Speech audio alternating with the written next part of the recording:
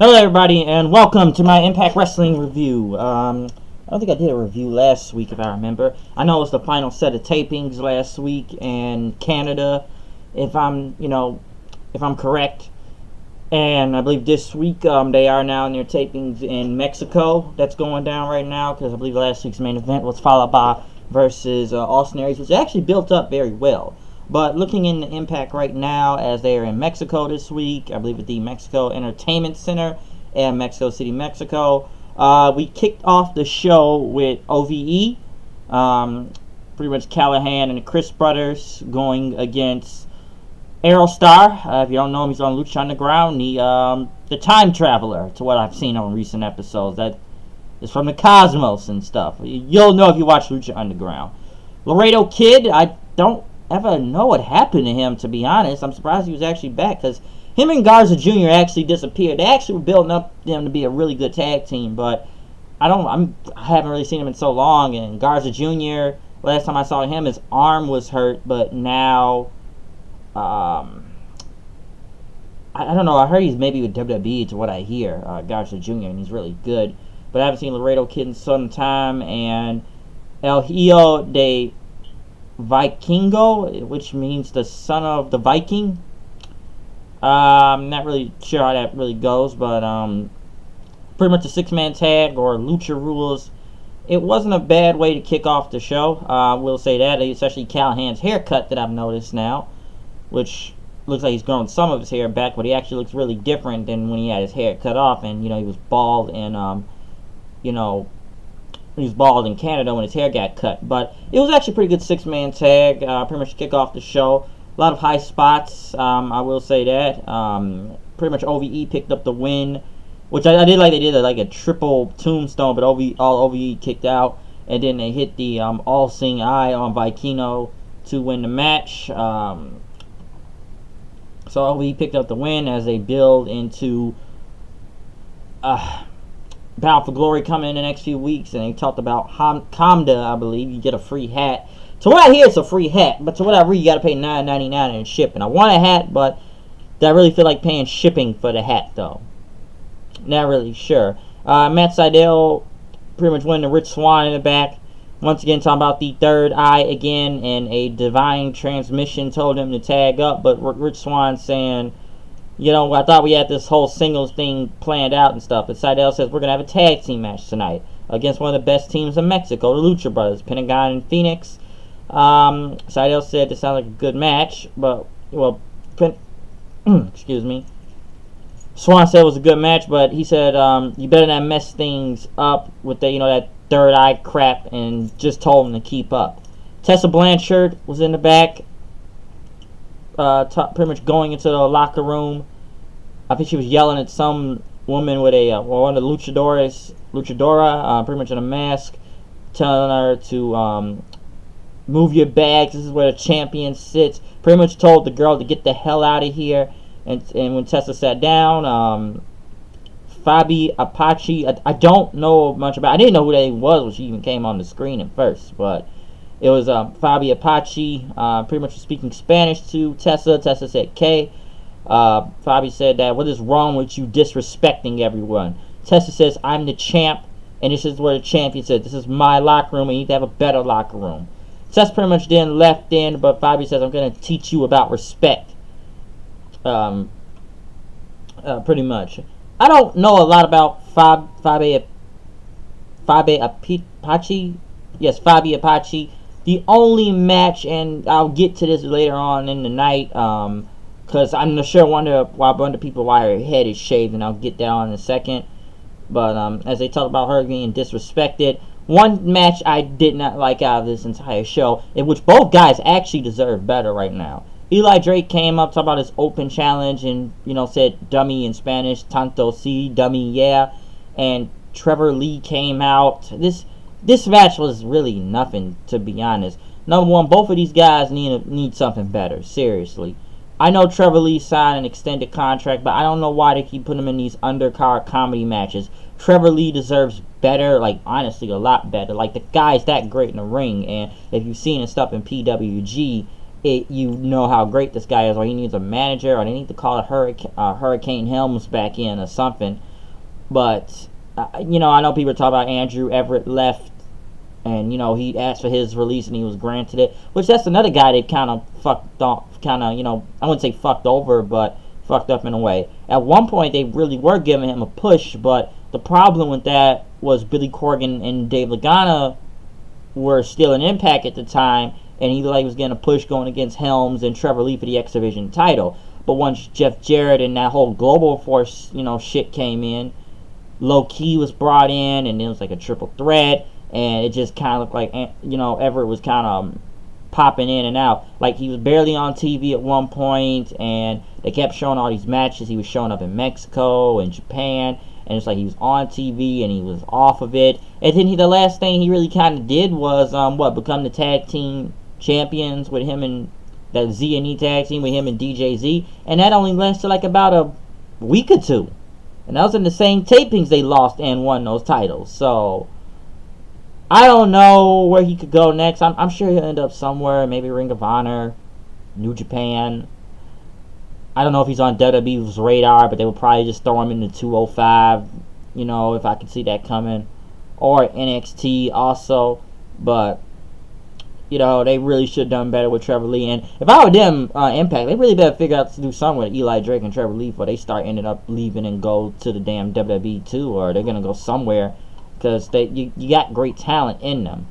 They just don't know what to fucking do with them. And even I question now why Eli Drake signed an extension in his contract, which the guy is great, but he needs to be back in that main event scene or somewhere in that upper. I know he's in a main eventer, but get him in the upper main or upper mid card. Stop doing these undercard matches. And Trevor Lee should even be in that damn heavyweight division. Listen, he's won the X Division title like, 2-3 times now? Get him up to the World Championship status. Get him up to that upper main card. Put him in a feud that's meaningful. Give him something. Give both these guys something. They really deserve it, because the Cult of Lee ain't going nowhere. And even Conley there deserves something better. So, they really need to figure out some shit with them. The OGs were in the back. Eddie Kingston. Well, Homicide didn't like this new clubhouse they were in. But they said they were going to try to break this ceasefire between them and LAX. That they're not going to do some luchador stuff like, you know, flying around in arm drags. We're just going to go some straight violence as Homicide, this BIAT thing. Eddie Kingston also go against Kronos. The OGs pretty much beat them up. Homicide and Hernandez. And Kingston won with a spinning back fist, pretty much yelling out at LAX and Conan. Pretty much saying, you know, breaking the ceasefire, saying we run it. And BIAT pretty much calling out LAX then. Pretty much effective, pretty much something simple right there. Just kind of get some heat and everything. So they did get some heat down there in Mexico. The OGs, Santana and Conan. Well, Santana and Ortiz were pretty much pissed about the OGs disrespecting him. Talking about Conan, we got to do something. Saying like, Carlos, where's your heart at? And I say, you know, we took care of Decay and OVE in our past matches and stuff, but now we need to do something. But Conan says, I've been stabbed, shot, burned, kidnapped, double-crossed, and left for dead. And he says he's going to show us, 3 ungrateful hoes that, you know, you want to play games. We will play games. But if we break that ceasefire, those mob bosses, they'll get a 50-gallon drum of acid and make people disappear. Clean, no traces. All that shit. And Conan said that you just got to wait till October 15th. New York City, this is our hometown. This is where we gonna do your hometown. This is the new generation, right? The next generation, it's gonna be a concrete jungle match.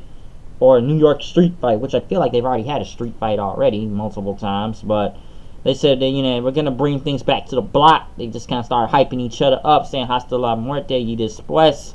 So LAX was hyped for what's going on. Alicia Edwards went against Fabi Apache. I forget that her head was shaved. I watched that AAA Mania thing that was a few weeks ago, and I didn't really know what was going on in the match. I just know her head got shaved. The match was okay. I will say that it was nothing much. Fabi Apache won with a sit-out powerbomb for the win. She didn't spoke Spanish then, as there was a translator in the ring, which, you know, Josh Matthews even had to grab her arm and turn her around so she actually be facing the cameras when cutting the promo. And she's here to represent her legendary family worldwide, which next week will be a title match between her and Tessa Blanchard. So that's how that's gonna go. I don't really know that much about Fabio Pacha. I don't think a lot of fans knew about it too. So, like, kind of, if they're watching, I'm sure people in Mexico know who she is, but I don't really know much about it other than the match from AAA. Maybe they should have done some video packages or something. Mackenzie Mitchell's actually back. I didn't know she was still in the company since, like, Alicia Atal was there most of the time. But now she's back, and El Tejano Jr. came in saying he was going to take the title from Aries tonight. Scarlett Bordeaux said she's going to have a something next week, a special announcement. Rich Swan and Sydal came out as they're about to go against Fenix and Pentagon.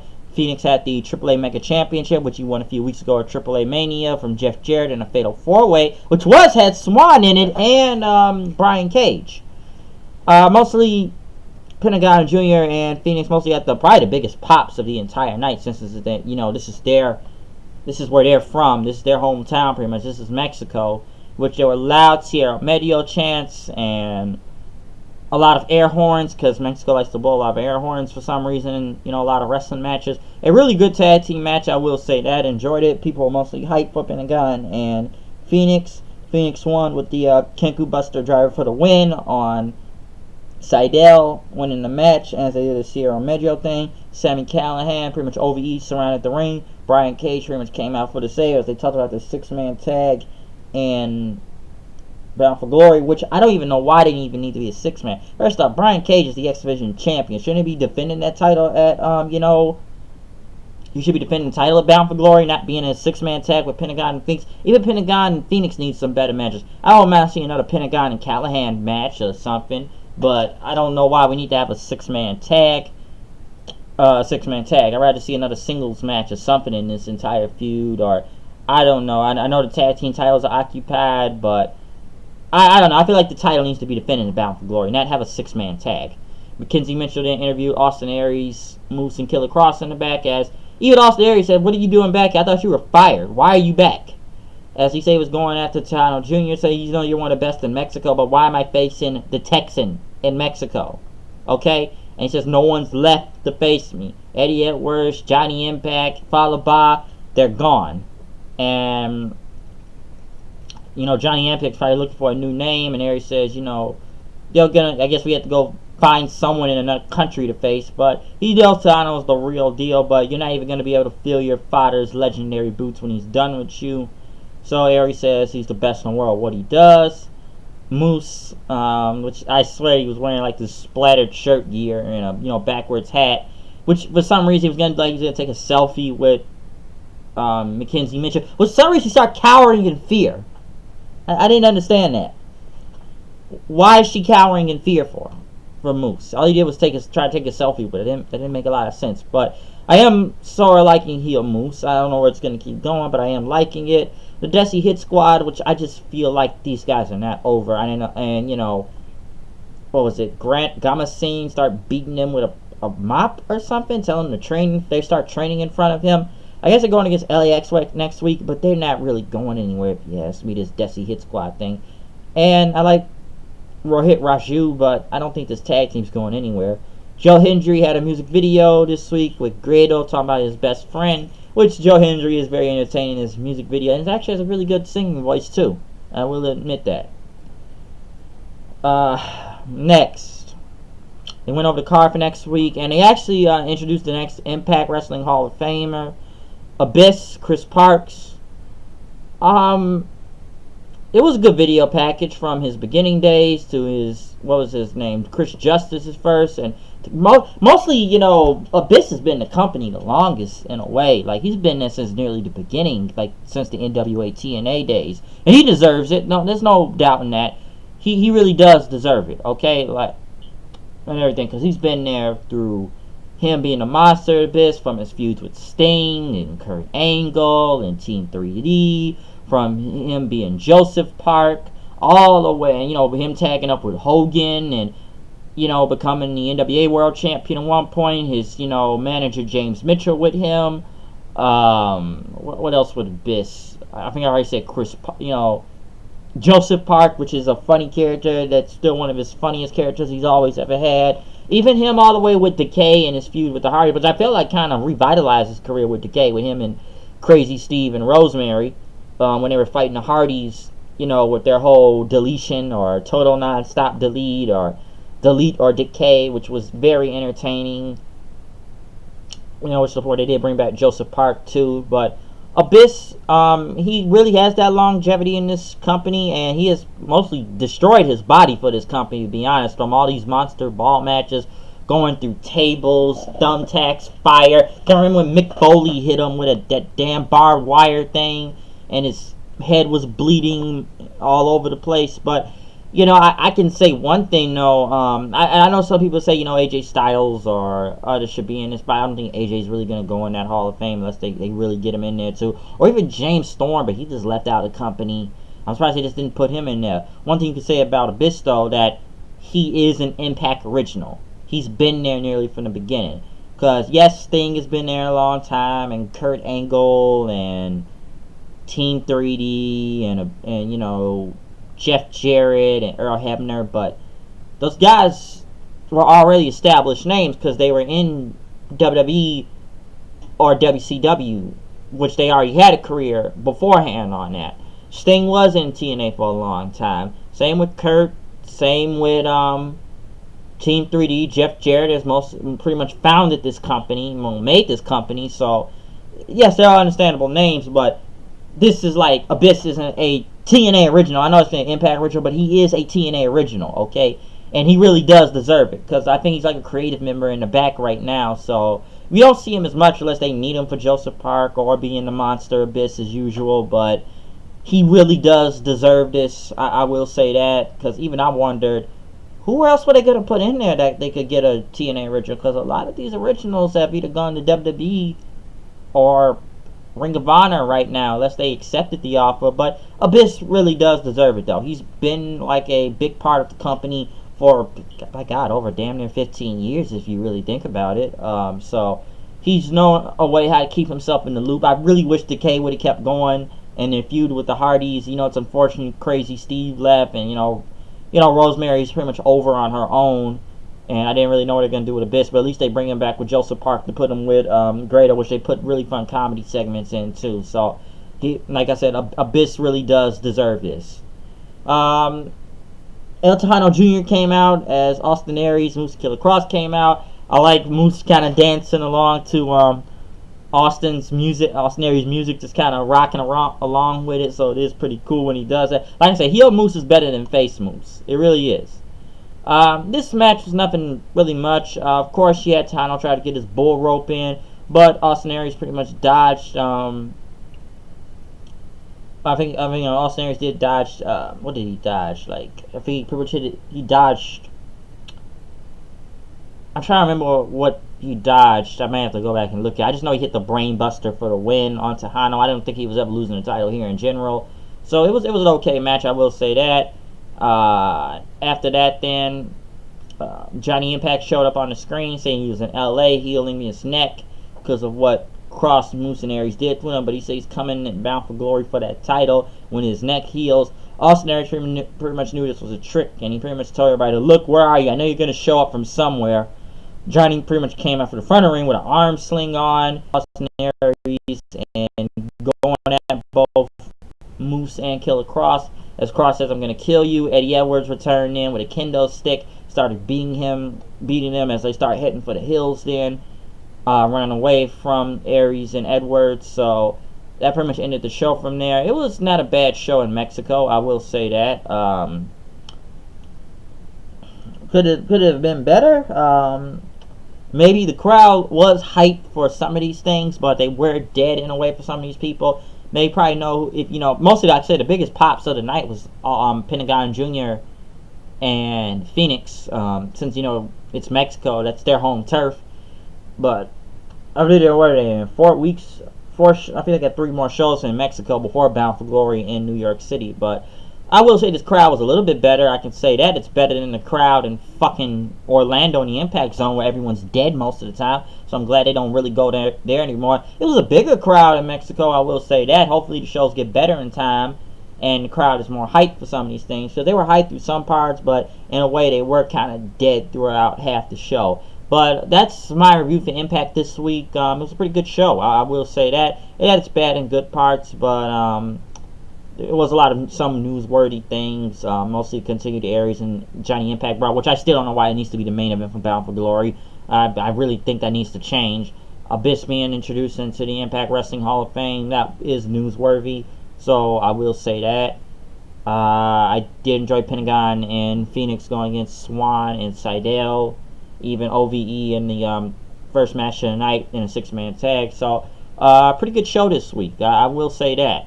We'll see what comes in the next weeks as the road for Bound for Glory continues, but I am out of here. I will see you guys later. Peace out.